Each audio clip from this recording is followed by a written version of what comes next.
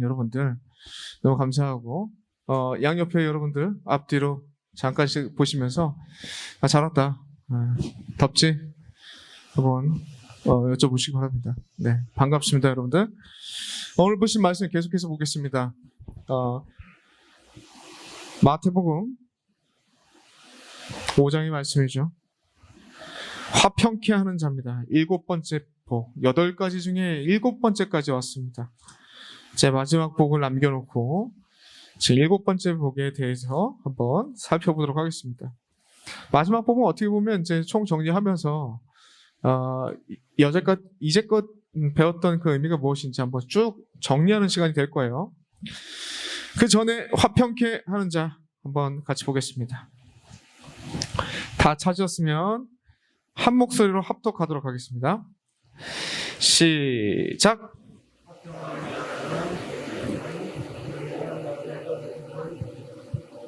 네, 감사합니다. 여러분들 여기 보시면 화평케 하는 자는 복이 있다라고 하고 그들이 하나님의 아들이라 일컬음을 받을 것이며 이렇게 되어 있습니다. 여기서 보면 중요한 건 딱 한 가지만 기억하시면 됩니다. 여기 화평케 하는 자, 그게 무엇인지 우리가 그 의미만 딱 잡으면 이게 그런 의미구나라는 것을 좀 이해될 겁니다. 이해되면 적용도 당연히 되겠죠. 화평하다, 여러분 잘 알고 있는 단어입니다.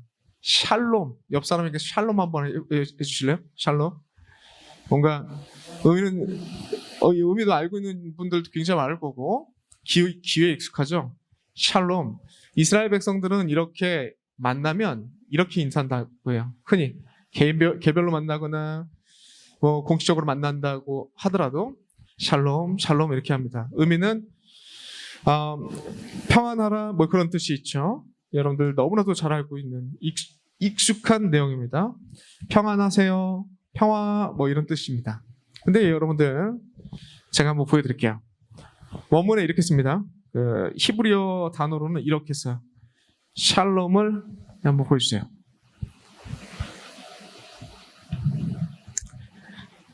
샬롬.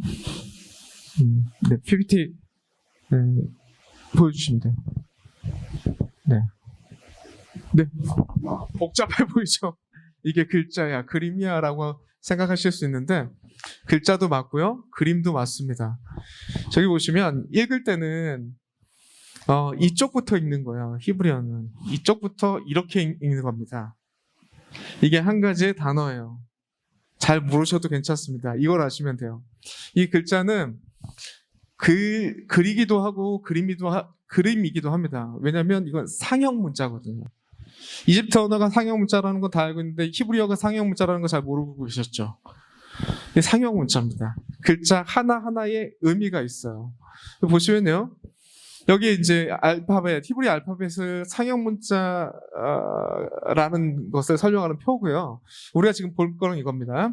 이쪽부터 읽는다고 그랬죠? 이쪽부터 읽으시면요. 쉰이라는 알파벳이에요. 그건 중요하지 않고 이 생김새가 어떻게 생겼는지 좀 연상을 해보시면 돼요. 이제 불꽃처럼 생기지 않나요? 불꽃의 그림을 이렇게 문자로 만든 겁니다. 불꽃의 모양이고 의미는 소멸하다, 제거하다 그런 뜻이 있어요. 이해되시죠? 그게 첫 번째 샬롬의 첫 번째 들어가는 단어예요. 옆에 걸 보시면요. 이 라멕이라는 단어인데 라멕은 이거 여러분들 왜 이게 권이라는 뜻을 가질까요? 이게 어떤 모양이냐면 지팡이에요.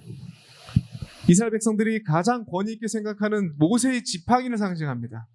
약간 그렇게 제가 설명을 듣고 보니까 지팡이처럼 보이죠? 그죠? 그럴 거라 생각됩니다. 상형 문자예요. 그 불꽃이고 그래서 의미가 제거하다는 의미가 있고 지팡이를 모양을 따와서 글자를 만들었는데 이거 의미는 권위라는 의미가 있어요. 모세의 지팡이 권위가 있잖아요. 두 번째로는 이게 뭐처럼 생긴 것처럼 보이십니까? 이스라엘 백성들 텐트를 칠 때 목 같은 것처럼 보이지 않으세요? 이 모세 형상을 따와서 글자를 만든 겁니다. 의미는 연결하다라는 의미가 있어요.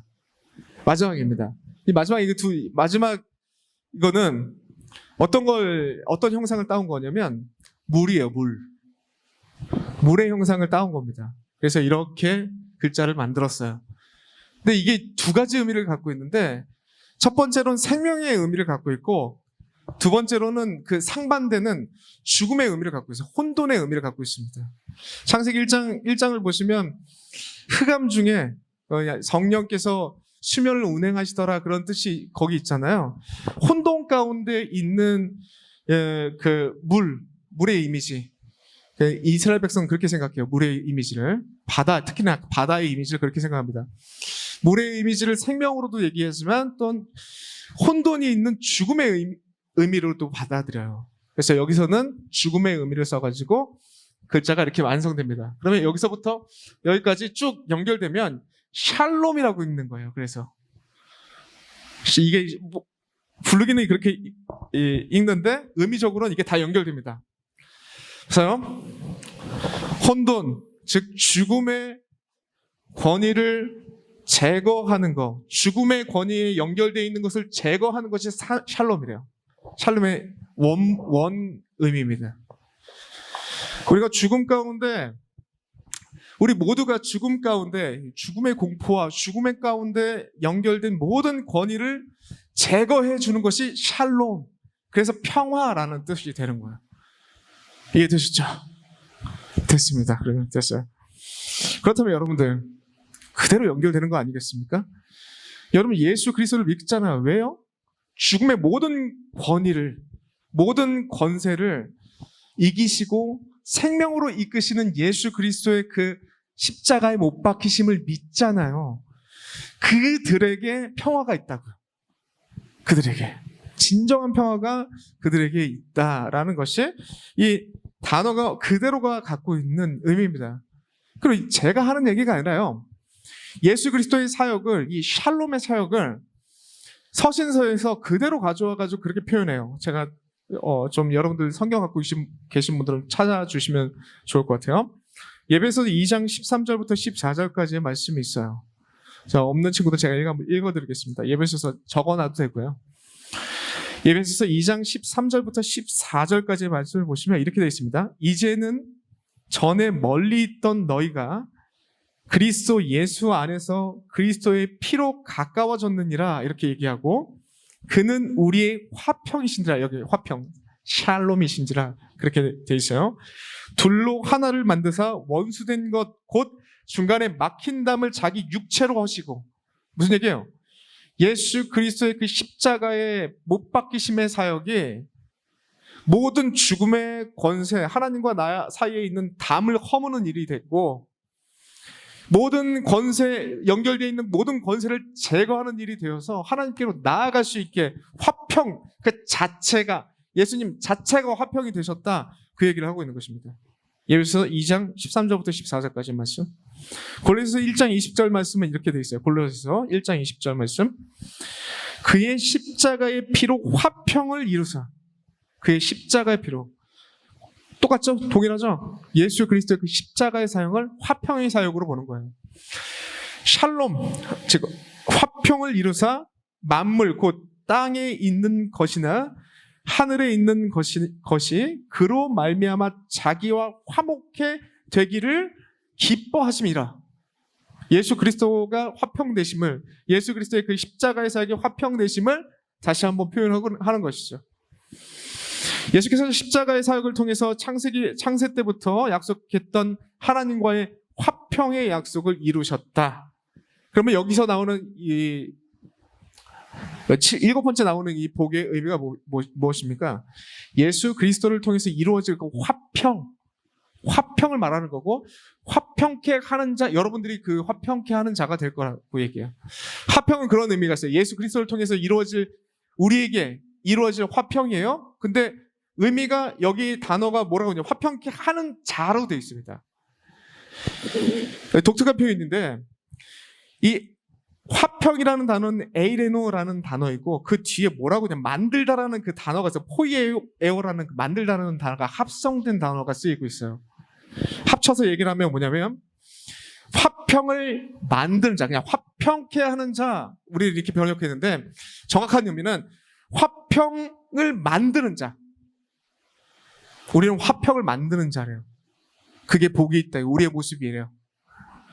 화평을 만들기 위해 노력하는 사람들, 그게 더 정확한 표현이겠네요. 옆에 사람들과 좀 인사하십시다. 너는 화평을 만드는 사람이래. 좀 인사해주세요. 눈으로도 인사해도 괜찮습니다. 화평을 만든 사람이야. 여러분, 화평을 만들고 계십니까? 여러분 있는 곳곳에서 화평을 만들고 있으세요? 화평? 이거잖아요, 이거. 모든 혼돈되고 죽음의 절망스러운 모든 권위들이 여러분들이 그 사이에 딱 끼면 바뀌어서 막 새롭게 되고 생명의 역사가 일어나고 그리고 밝아지고 이런 일들이 일어나나요? 여러분들 그 일 하는 사람들이래요. 왜냐하면 예수 그리스도를 통해서 하나님과 가까이 되는 그런 사람들, 참된 화평을 누린 사람들은 여러분들이 있는 곳곳에서 화평케 하는 자가 된대요.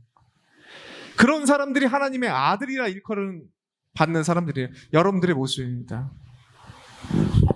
그렇다면 이렇게 얘기하면 좀 막연하죠. 근데 우리말로 화평이라고 얘기하면은 오날화, 평평할 평자를 써가지고 화평이라는 의미, 우리 의미로 받아들일 때 뭔가 정적으로 가만히 조용히 자기 희생을 통해서 이루어질 화평만을 얘기를 하고 있는데 아니에요. 성경에서 말하는 화평은 두 가지입니다.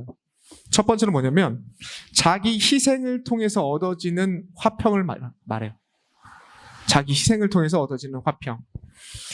예수께서 보이신 그대로의 모습입니다. 구원을 위해서 이 땅에 오시고 굳이 이 땅에 오시고 굳이 받을 필요 없는 죄인으로서의 모든 모멸과 멸시와 그 죽음까지 당하시고 왜요? 자기 희생을 통해서 하나님의 화평을 이루어가는 그런 모습이죠. 우리 일상으로 좀 가져오자면 여러분들의 자기 희생을 통한 화평은 뭐가 있을까요? 지금 임원들도 고생하고 있는데 리더들도 고생하고 있죠. 굉장히 지금 1월 달부터 7월 달 7개월 정도의 과정을 좀 한번 돌이켜 보면 정말 1월 달에 제가 여기 왔을 때 그때는 여러분들 얼굴도 볼 수도 없는 상황이죠.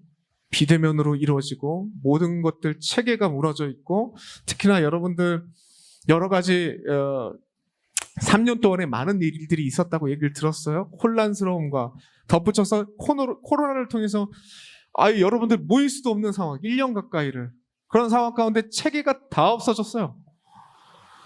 하나씩 체계 잡아야 할 것 눈에 너무 많이 보이고 어떻게 해야 될지 모르는 이때 제가 와서 했던 얘기가 설교 앞쪽에 했던 설교가 기억이 나요.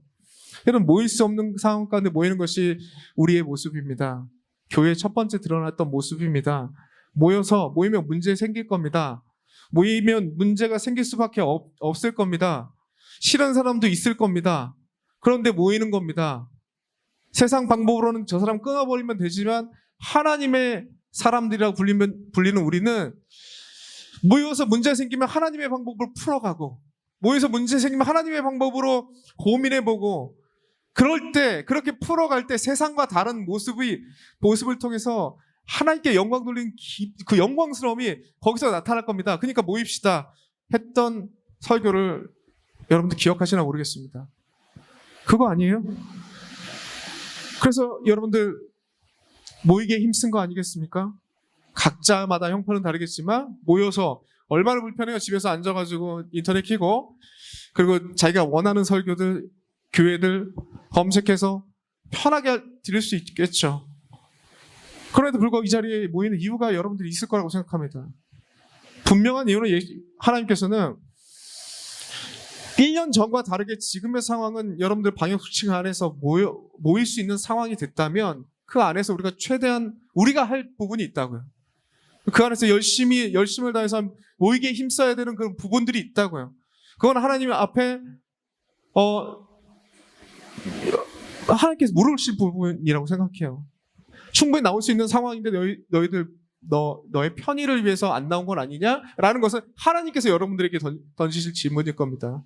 피치 못할 사정이 있어서, 그리고 직장의 사정이 있어서 못 나오는 지체들이 있어요. 그런 친구들은 어쩔 수 없죠. 그럼에도 불구하고 공동체 일원들과 함께 하려고 인터넷 켜고 예배 드리는 사람은 어쩔 수 없죠. 그건 하나님 다 아실 거라고요. 그럼에도 불구하고 1년 전과 다른 것은 우리가 열심을 다해서 우리 희생을 통해서 나올 수 있는 그런 환경이 됐다. 각자가 그런 자기 희생을 통해서 공동체를 세워갈 수 있는, 화평을 만들어갈 수 있는, 하나님의 가치를 드러낼 수 있는 일들이 충분히 지금 벌어지고 있다. 그리고 또 한 가지, 이런 어려운 상황 가운데서도 이제 개편이 되면서 리더를 세우는 그런 상황들이 펼쳐졌을 때, 정말 이런 상황 가운데 누가 자신에서 리더를 할까? 누가 자신에서 임원들을 할까라는 의문이, 죄송하지만 제 목사고 여러분들 담당하고 있는데 그런 의문이 마음속에 있더라고요. 이렇게 어려운 상황 가운데, 이렇게 지금 체계가 안 잡혀 있고 정말 맨 땅에 헤딩하는 느낌처럼 보이는데, 그럼에도 불구하고 헌신하는 리더가 있을까? 임원단들이 있을까? 되게 걱정 많이 했어요. 실제로 그 후보군들하고 전화를 하면서 한편으로 제가 좀 반성을 했고, 괜한 생각을 했거든요. 오히려 이 청년들은 더 낫다, 나보다. 교회를 생각하고 공동체를 생각하는 마음이 나보다 낫구나라는 생각이 들었었습니다. 그리고 귀한 리더들 세워졌고, 귀한 지금 새로운 임원단 세워져서 활발하게 또 지금 어떤 걸 해야 될지 모르는 이 상황 가운데 하나님의 공동체를 살리기 위해서 백방으로 노력하고 있는 사람들, 뭐 하고 있냐면 이거죠. 자기 희생을 통해서 하나님의 화평을 이루고자 애쓰는 사람들. 임원들과 리더들 뿐이겠습니까? 여러 가지 사역팀에 봉사하고 있는 분들이 있죠. 굳이 여러분들 화장실 갔다 오고 그냥 여유 있게 있다가 예배드리면 되는데 굳이 저쪽에 모여가지고 기도하는 분들이 있어요. 너무 감사해요. 자기 시간과 자기의 생각과 마음을 들여서 공동체를 위해서, 누가 시키지 않았는데도. 이것뿐이겠습니까? 플로깅도 열심히 하고 계시죠? 굳이 자기 시간을 내서 공동체가 함께 환경에 대한 생각을 품자라는 그런 귀한 가치에 따라서 함께 동행하는 분들. 그리고 이제 지금 수련을 앞두고 우리가 기도 계획들이 이제 하나씩 세워집니다. 그 중에 하나가, 우리가 기도로 이제 수련회를 준비해야 되는데, 지금 금요 예배 너무 좋아요. 여러분들 와서 기도할 수 있는 환경이 열렸습니다. 여러분 시간을 드리고 장소를 정해서 우리 함께 기도합시다. 금요 예배 한번 나와보세요. 리더들한테 저번 주에 한번 권면을 했었고, 전체적으로 이제 한번 권면할게요. 팀들 중심으로, 사랑 중심으로, 또 임원단 중심으로 플로깅도 하시고, 금요 예배 교회 전체가 특별히 시간을 정하고 날을 정해서 9월까지 함께 뜨겁게 기도하고 있어요. 젊은 여러분들이 참석해서 부담 없이 기도할 수 있게 모든 예배 형식들도 잘 구성되게 바꿨습니다. 와서 기도해보시고 결정해보시라고요. 기도가 필요합니다. 지금 여러분들 개인적인 신앙의 성장과 공동체의 성장과 더 나아가서 공동체 하나 되는 거, 그리고 수련회를 준비하는 거, 모든 거 기본이 되는 거 기도예요. 기도. 성령께서 일하셔야 될 거 아니겠습니까? 하나님 나라의 일들을 나누는 것과 성령 충만함을 위해서 기도하래요. 이게 사도행전 1장의 내용이에요. 예수님께서 마지막 우리에게 부탁하신 내용이란 말이에요. 교회가 이걸 붙들어야 된다고요. 이거 놓치면 다 끝납니다. 이걸 바탕으로 교제가 일어나야 되는 거고요. 코로나 때문에 아무것도 어떤 걸 해야 될지 모르겠습니다. 염려됩니다. 알았어요. 염려하시고 기본적으로 해야 될 거 하시면 돼요. 모임의 하나님의 나라의 일에 대해서 나누시고, 그리고 성령 세례를 받으라. 똑같은 얘기가 성령 충만이라는 얘기고, 성령이 지배를 받으라. 똑같은 세 가지가 똑같은 얘기예요. 이걸 위해서 기도하라고 하십니다. 모여서 우리가 모여야 돼요. 하나님 나라의 일들에 대해서 얘기하는 거예요. 하나님 말씀대로 한번 내가 살아가 봤더니 이렇더라. 삶을 나누고, 하나님 말씀을 나누고, 기도함으로 내가 힘이 없으니 하나님의 성령의 충만함을 한번 구해보자. 나보다 더 크신 내 능력은 이 정도라고 생각했는데 성령의 충만함을 봐서 내가 생각하는 나도 모르는 능력이 막 나타나는 거예요. 그게 이 사도행전 1장, 2장이 나타나는 핵심적인 내용입니다. 이 모든 것들이 이 선한 기준을 통해서 공동체가 움직이는 발걸음 가운데 여러분들 함께 시간을 들이고 장소를 정해서 나와서 함께 동행하는 것, 자기 희생을 통해서 얻어지는 화평, 개인적인 화평이 공동체로 이어질 거고 공동체가 하나 되는 역사가 일어날 거예요. 수련회 뭐로 준비합니까? 기도로 준비하는 거예요.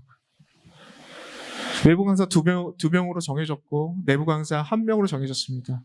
임원들과 얘기 나눠서 이제 광고를 통해서 어떤 강사분들이 오신다는 것 광고하고 이제 기도로 준비할 거예요.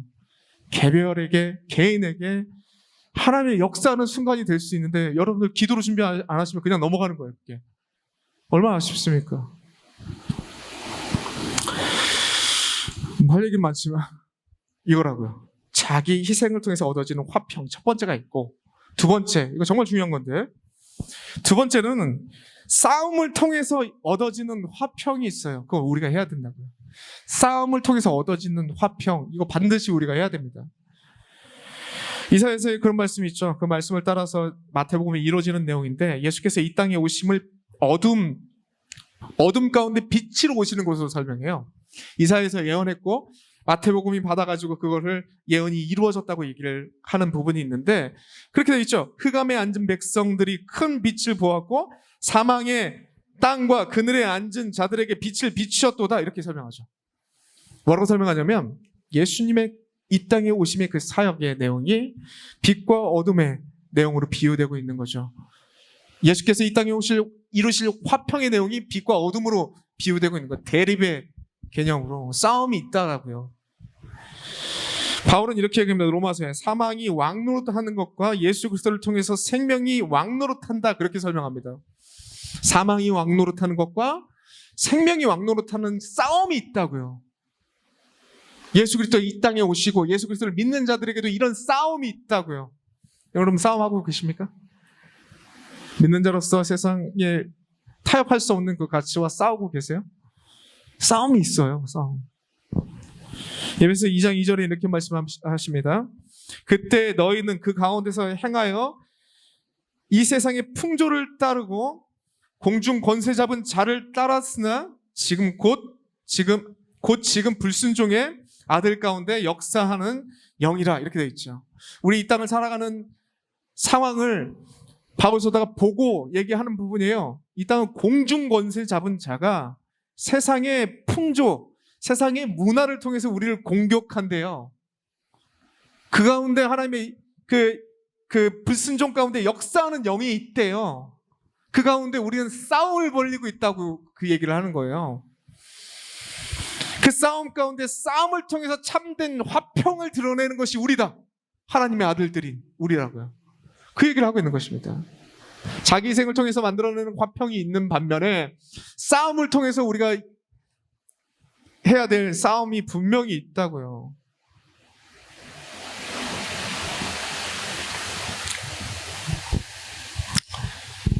뭐 여러 가지가 있겠죠. 여러분들 주의 성수가 있을 테고, 직장 내에서 술과 담배 문제가 있을 테고, 이 부분에 대해서 여러 가지 여러분들 각자의 생각들이 있는 줄 알아요. 여러분들 제자 훈련을 통해서나 또 성경 공부 모임 통해서 앞으로 이제 열릴 텐데 들어오셔서 그 부분에 더 구체적으로 얘기합시다. 성경에서 술 먹는 게 죄예요? 담배 피는 게 죄입니까?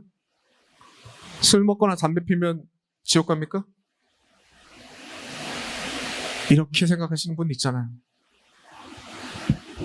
그죠? 술 먹고 담배 피는 거 행위 자체가 죄입니까? 그건 아니라고 얘기해요, 성경은.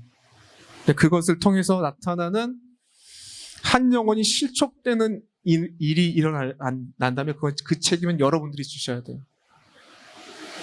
그것 때문에 그게 첫 번째 이유고, 그리고 장로교, 특별히 다른 교단은 몰라요. 근데 장로교 교회 전체가 술과 담배에 대해서 우리 성도로서 금한다라는 그 약속을 했습니다. 은혜로 받아들이고 그리고 그걸 따르고 있어요.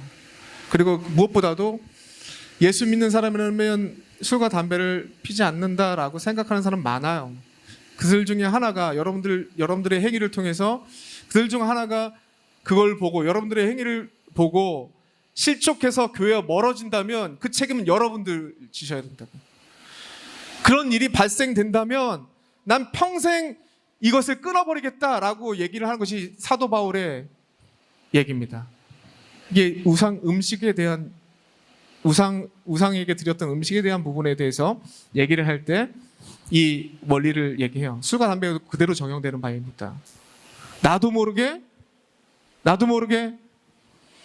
나로 인해서 실족하는 사람이 생겨버리면 나의 행위를 통해서 그것은 정말 이거는 감당 못할 죄가 되기 때문에 평생 자신은 먹어도 상관없지만 하지 않겠다라는 것이 바울 사도의 입장이라는 것이죠. 그걸 따라 우리도 그러한 내용들을 가져야 될 것이죠. 여러 가지가 있겠죠. 이거 실제적인 내용 아니겠습니까? 동성애 문제 우리가 타협이 돼요? 안 되죠. 안 되는 부분 많습니다. 직장 생활에서 이제 불이한 일들, 여러 가지 일들이 있을 거 아니에요. 그 가운데 여러분들 어떻게 하고 계십니까? 그냥 눈 감고 그냥 좋은 게 좋은 거라고 하면서 그런 화평을 추구하십니까? 하나님 원하시지 않다고요. 하나님께서 분명하게 원하시는 화평이 있습니다. 그 기준으로 살아가길 원하세요. 그 기준을 명확하게 여러분들 세워가시길 간절히 소망합니다. 한 가지 이 말씀을 준비하면서 생각났던 영화가 있습니다. 다시 보게 됐던 영화가 있는데 우리들의 일그러진 영웅 여러분도 보신 적 있습니까? 국어책에서도 많이 다뤄지죠. 되게 유명한 작품이기 때문에 그 영화가 생각났어요. 그 영화의 내용은 여러분들 기억하시나 모르겠는데 한병태라는 아이가 있습니다. 서울에서 공부를 하다가 아버지가 이제 공무원연대 좌천돼요. 어떤 정치적인 그때 자유당 정권 때였으니까 여러 가지 옳은 소리 하다가 좌천되었나 봐요. 그래서 이제 이사를 가게 됐는데 강원도로 가게 됩니다. 강원도 강릉 그쪽으로 가게 되는데 5학년 2반으로 이제 전학을 가게 돼. 이 시골 학교로 전학을 가게 되는데 거기를 갔더니 거기에 있는 반장이라는 엄석태라는 친구가 있는데 이 엄석태라는 친구를 대하는 반 분위기가 너무나도 희한한 거예요. 봤더니 물을 당번들 정해가지고 그 반장 엄석태라는 반장에게 물을 갖다 물을 이렇게 주번들은 그래서 엄석태가 부르면 무슨 선생님이 부르는 것처럼 즉각 방등해서 와야 되고 막 이런 불합리한 일들이 펼쳐지는데 아무도 얘기를 안 하는 거예요. 이 친구만 내가 왜 그렇게 해야 돼? 막 하는 거죠. 그랬더니 미운 털이 박혀가지고 굉장히 힘든 시간을 보냅니다. 어느 날 봤더니 이 엄석태가 맨날 전교 1등을 하는 거예요. 근데 봤더니 그거예요. 수학을 잘하는 놈한테 시켜가지고 야 너 수학 잘하지? 거기다 내 이름 써. 난 네 이름 쓰고. 국어 너 잘하지? 너 국어 내 이름 써. 내가 쓸게. 너 내 이름 쓸게. 이렇게 해서 전교 1등을 계속 유지하고 있는 친구였어요. 그래서 이런 되게 불합리한 이런 모든 것들 견디다 못해 계속 저항해요. 이 한병태가. 그래서 막 자기 저금통을 깨가지고 애들을 막 먹을 거 사주면서 다음 반장 선거할 때 엄석태를 뽑지 말자 막 이렇게 막 또 해봤는데 전혀 통하지도 않고 오히려 그렇게 했다고 엄석태 그 패거리들한테 불려가가지고 체육부장 권력 집단이 됐어요. 반장을 중심으로 체육부장을 자기가 딱 세워가지고 행동대장 삼고 미화부장 막 이렇게 부장끼리 딱 자기 말을 안 들으면 이 부장들이 먼저 움직여가지고 너 일로 와 하면서 때리고 그걸 1년 동안 겪게 되니까 선생님한테 얘기를 해도 반 아이들이 짜고 엄석태가 잘못한 게 아니라 제가 거짓말하고 있다 이렇게 모함하고 별의별 방법들을 다 써도 변하지 않는 이 권력에 대한 이 좌절감 때문에 결국에는 끝에 이게 인간의 참 미묘한 심리를 잘 다룬 것 같아요. 좌절감 끝에 이 엄석태를 동경하고 있는 자기의 모습을 발견하는 거죠. 그리고 자기도 모르는 상황에서 도저히 자기가 할 수 없는 그런 상황에서 이제는 동경을 하고 걔들에게 이제 엄석되게 잘 보여서 자기의 오른팔이 되고자 하는 그런 생각들이 하나씩 이제 실행에 옮겨지면서 결국에는 그 권력 안으로 들어가서 그 사람의 오른팔 역할을 하면서 권력의 달콤함을 이렇게 만끽합니다. 자기도 모르게 저항했던 자기의 모습이 싹 사라지고 그 권력에 취해서 동화되는 그런 모습들이 나타나요. 그리고 1년이 딱 지나고 6학년이 딱 되는 해에 서울에서 새로운 선생님이 딱 오시죠. 와가지고 봤더니 그날 반장 선거를 하는데 이 아이들이, 이 또래 아이들은 저마다의 색깔을 가지고 저마다의 의견들을 얘기를 하는데 획일적으로 얘기를 하는 거예요. 엄석태가 반장 됐으면 좋겠어요.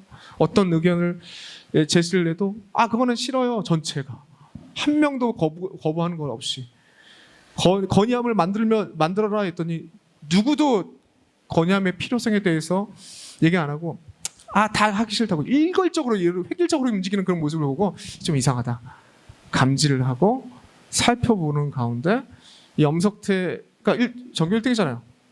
전교 1등이어가지고 수학 문제를 풀 때 엄석태 나와 이거 좀 풀어봐 그랬더니 엄석태가 못 푸는 거야. 못 풀죠. 당연히 그 애들 시켰으니까. 그래 좀 당황해서 못 풀었구나 하면서 넘어갔는데 그때부터 감지해가지고 이상하다. 선생님이 딱 파악을 해서 시험지를 검토하고 해서 얘가 이름을 바꿔치기 하구나라는 것을 잡아내서 애들 다 모아놓고 엄석태 나와! 하면서 막 멘타작을 시작하고 그랬더니 막 이 엄석태가 왜 그러냐고 막 반항을 하고 시끄러워 하면서 계속 멘타작을 하고 애들한테 이제 얘기를 합니다. 뭐라고 얘기를 하냐면 긴 이야기를 한 결론이 왔어요.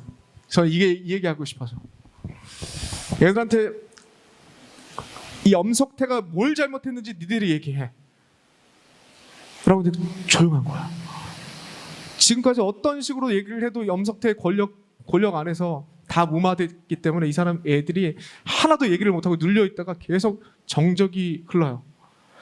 그러다가 엄석태를 때리고 다시 한번 애들한테 얘기를 하는데 뭐라고 얘기하냐면 선생님이 얘기하죠.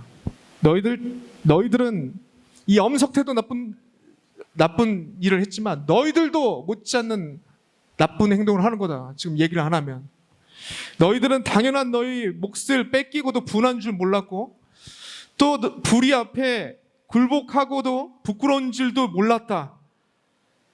그런 너희들이 앞으로 자라 만들 세상을 생각하면 너무나도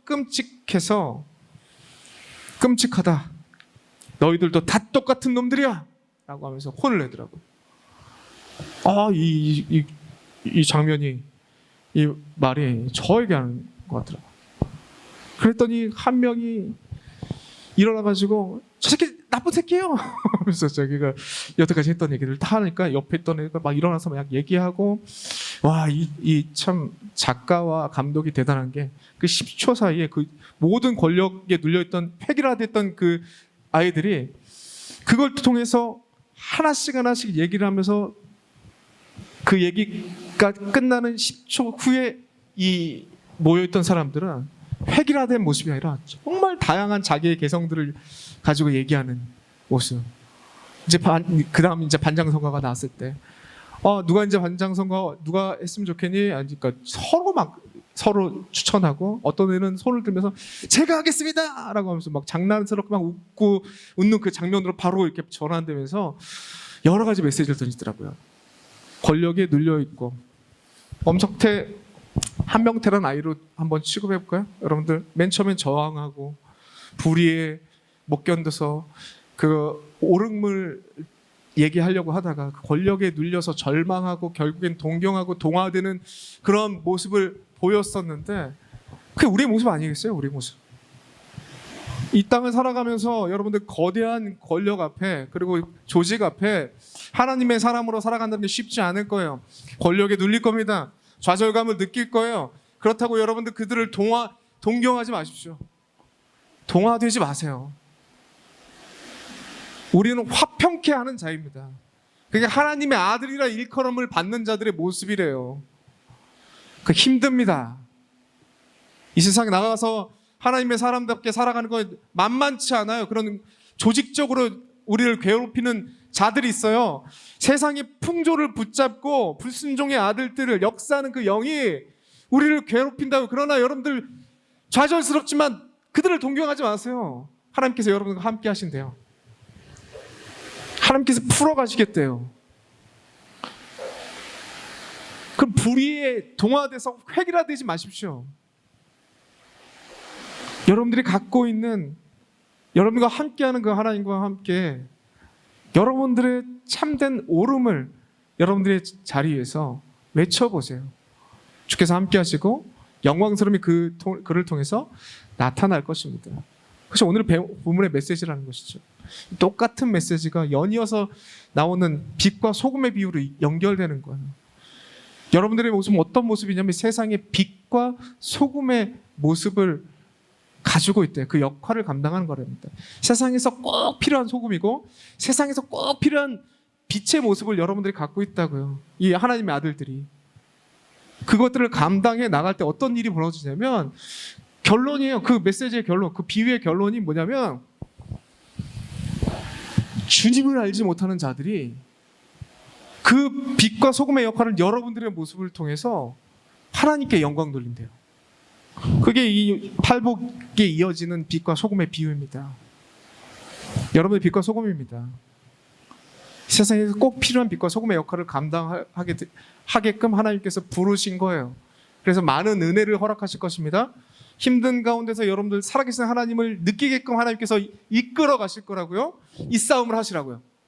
싸움 안 하면 이 하나님을 못 경험하는 거예요. 싸움하셔야 돼요. 싸움할 때 하나님께서 함께 하셔서 풀어가는 내 방법이 아니라 하나님께서 풀어가신다는 것을 볼 때, 하나님 역사하신다는 것을 볼 때 우리가 힘이 나는 거 아니겠습니까? 그 힘으로 우리가 신앙생활 하는 거잖아요. 그 힘으로 우리가 믿음 생활 하는 거 아니겠습니까? 그게 없으면 믿음 생활 못 하는 거죠. 그 살아계심의 체험이 싸움을 벌일 때 일어난다고요. 그때 하나님께서 함께 하시는 은혜가 있다고요. 이 은혜를 경험하시길 간절히 소망합니다. 선한 기준을 내 삶의 기준 삼고 시간을 들이고 장소를 들이고 그 귀한 신앙의 기준을 붙잡고 흔들리지 않고 그 싸움을 해나가시는, 그래서 참된 하나님께서 말씀하시는 평화를 만들어가는 자들이 되는 주의 백성들 되시길 간절히 소망합니다. 기도하겠습니다. 사랑하는 나의 아버지 찬양하고